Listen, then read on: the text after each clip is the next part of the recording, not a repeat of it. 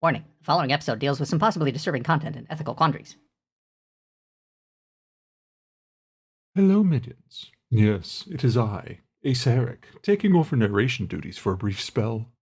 Some things went down in today's session that the wizard's fragile temperament couldn't handle, so here I am. Things took a delicious turn in this otherwise light and frivolous campaign, but as you all know, I like my narrative turns the way I like my souls, dark. So, let's explore, shall we?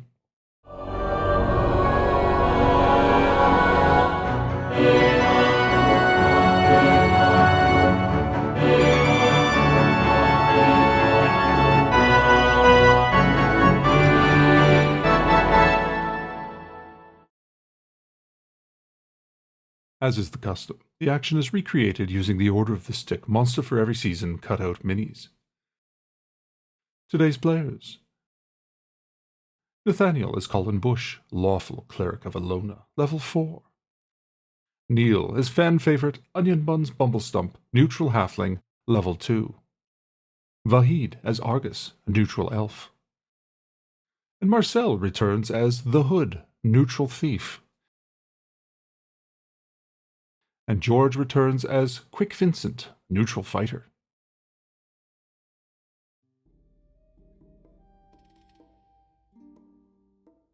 The group is at their usual spot at the Traveller's Inn, having met newcomer to the keep, Quick Vincent. They are discussing rumors and information from recent events. The Hood has heard about a tribe of dwarf-fearing bugbears, while Quick Vincent offers up a tidbit of information regarding a powerful magic wand that was lost in the Caves of Chaos. But Colin Bush has been made aware of a caravan guard that made it to town, wounded and near death. His caravan was attacked by hobgoblins and others taken, including his boss. He suggests this is a priority. The others are leery about going anywhere near the caves as they are very deadly. Further, the Hood has heard that Reese the tradesman will pay good coin for giant weasel pelts, which seems a far safer bet than taking on tribes at the Caves of Chaos.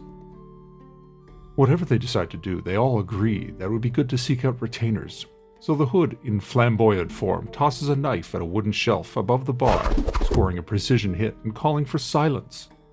I like him already. When the room quiets down, he asks if anyone is interested in joining them. A single voice replies, "I'm your Huckleberry." When the people part, a lone halfling lounging in the corner emerges. This is the result of a 10% chance that one of a possible list of characters are available, in this case a level 2 or 3 mercenary. The DM calls for Marcel to roll a d6, a roll of 1 to 4 meaning level 2, 5 or 6 meaning level 3. A 2 is rolled, so a level 2 character is available.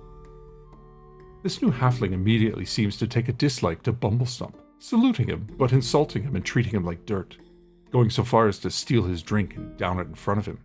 It is completely lost on Bumblestump that this is the exact behavior he exhibited towards the curate Josiah at dinner with the Castellan some months ago, which he found funny at the time. I wonder why he doesn't find it funny now. Bumblestump moves to this newcomer and punches him in the face, bopping his nose for but a single point of damage. The new halfling pops back, scoring 4 damage with a massive wallop, d2 plus 2 for strength. Onion hits him again, but only a single point makes the new, tougher halfling laugh. The others pull the halflings off each other before any more damage can be done. Bumblestump is hugely offended and states that if this guy is in the group, he walks, but becomes more upset when the others, especially his so-called friend, Colin Bush, ignore his protests and proceed to negotiate. And I thought goody-goods always banded together. Only Argus sides with Onion Buns and protests his treatment. Onion Buns eventually leaves to retire to his apartment. Argus chases after him to calm him down, but his mind is made up. And with that, Neil swaps in his new character, a neutral fighter named Sydney. Sydney is bumped by Bumblestump as the halfling runs by, but then strikes a conversation with Argus, who takes him back to the table, and thus proves that the tradition of a contrived character entrance doesn't always have to apply just when a PC dies. With Bumblestump gone, the team negotiates with the new halfling, who introduces himself as Mungo Chub. Mungo Chub? Really? Mungo demands 25% of any haul they bring in before the others can split. This is not acceptable, and the haggling eventually reduces him to 20%, with a promise of upping his share to 25% if he accompanies them on future outings. Colin also demands that he apologize to Onion Buns, but Mungo refuses. He was testing the fellow halfling's mettle and found him wanting. After some discussion, the group decides to invade the Hobgoblin lair and rescue the captured merchant and other prisoners. They arm up and depart, but Colin forgets that the Castellan offered him troops if he were to ever to attack the caves again, so it's just the 6 stalwarts. The Hobgoblin cave is sealed with a heavy door, heads on spikes, many of them human, as well as a row of skulls leading up to the door. Mungo uses his spear to knock the skulls off the ledge, but nothing is triggered. The Hood examines the door, finds no trap, but neither can he find a way to open it. There's a handle, but no lock. Sydney attempts to bash the door in, but fails. Quick Vincent then makes an attempt and succeeds, despite being significantly smaller and weaker. The DM checks. The smashing of the door hasn't alerted the Hobgoblins. There seems to be no sentry. The group moves to an immediate junction, then chooses to proceed south. The passage leads to a common room, and the DM has determined that the tribe is asleep. 4 Hobgoblins half awake on sentry while the women and children sleep. The Hood sneaks up to take a look. His move silently is successful. He takes a quick look around in the low light, then reports back. Argus moves forward and casts sleep on the 4 sentries, then moves in with his blade, executing the sleeping Hobgoblins, men, women, and most of the children, before 3 are woken up and cower in the corner. Colin Bush immediately protests the killing of the young, but the others point out that not only will any of them, man, woman, or child, raise an alert, but they will grow up to be Hobgoblin adults who, as a matter of fact, eat humans. Quick Vincent and Argus interrogate the children, but they are defiant and snarl insults at the elf. The Hood murders 2 to scare the last. Colin is appalled at the murder of the young. The others continue to ignore his protests. Vincent collects the ears of the dead for proof of kill, so he can claim the bounty at the keep. Intimidating the final child Hobgoblin into helping them, they ask about the location of the chief and the captured human prisoners. The young Hobgoblin agrees to take them to where the prisoners are held. The young Hobgoblin does in fact lead them to an area where they spy firelight ahead. The Hood scouts forward and sees 2 burly Hobgoblins whipping a human who is chained up. There are 6 prisoners all chained to a wall, looking rough. 2 are not human, a snarling enraged gnoll and an orc. The Hood steps back to the group. With confirmation that the kid has in fact led them to where they want, Quick Vincent skewers him in the back with his spear and they dump the carcass. Enraged and incredulous, Colin Bush states that after they rescue these people, he's never traveling with these companions ever again. With surprise, the team launches an assault against the 2 Hobgoblins. They fire into the room, but poor die rolls mean only 1 attack hits for but a few points of damage. Initiative is rolled, yielding a tie. Sydney charges in at one with his 2-handed sword, scoring a hit, but rolling a pitiful 2 on his d10. Other attacks with missile fire miss. The Hobgoblins have whips, and one attempts to whip Sydney as he charges, but misses, while the other whips Mungo, successfully whipping his feet and pulling him down and stunning him for 2 rounds. In the next round, 2 Hobgoblins are attacking Sydney as Argus charges in to help him. Argus misses his mark, but the 2 attack Sydney and 1 strikes. Before the DM rolls d8 for damage, George pipes up and tells Neil that if the DM rolls an 8, he will die. The DM then proceeds to roll an 8. Stop helping, George. At least it wasn't Bumblestump. The Hood and Quick Vincent strike, Vincent scoring but a single point with a thrown spear, but the Hood scores a whopping 6, enough to kill the injured Hobgoblin.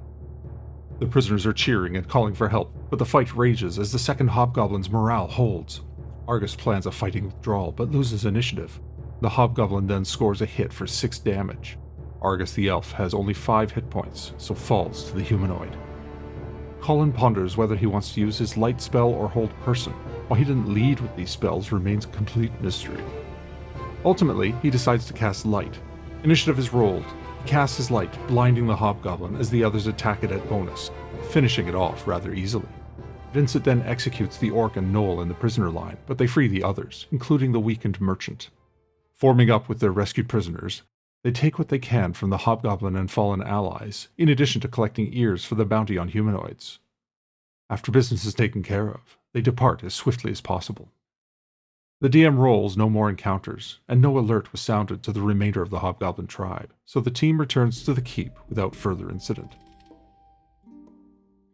The merchant, Clyde, brother to Clifton Caldwell, arranges an immediate reward of 100 royals to each of the adventurers who rescued him, promising further reward once he has recovered.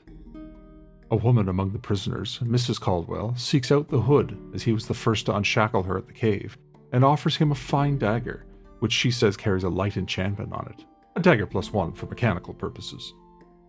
Caldwell's promise is realized as the 4 survivors are given a 1-year membership at the Guildhouse, complete with exemption from dues and, more importantly, taxes for the duration. XP for the session is awarded, and the Hood reaches level 2. With that, the session concludes.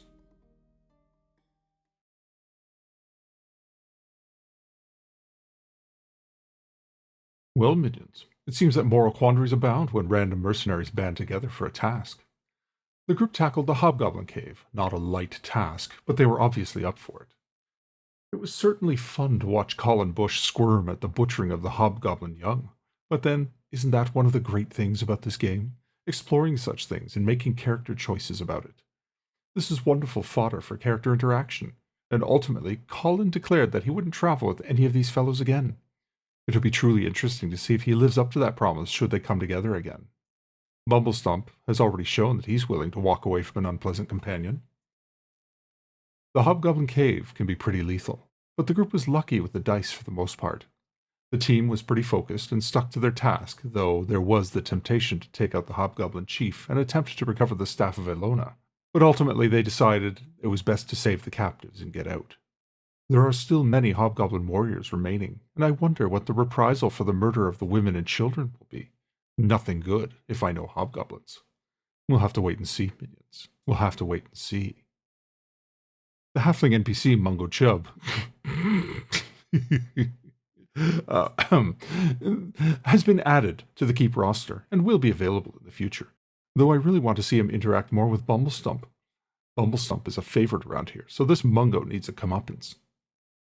The encounter with the Hobgoblins was slightly altered from the printed text.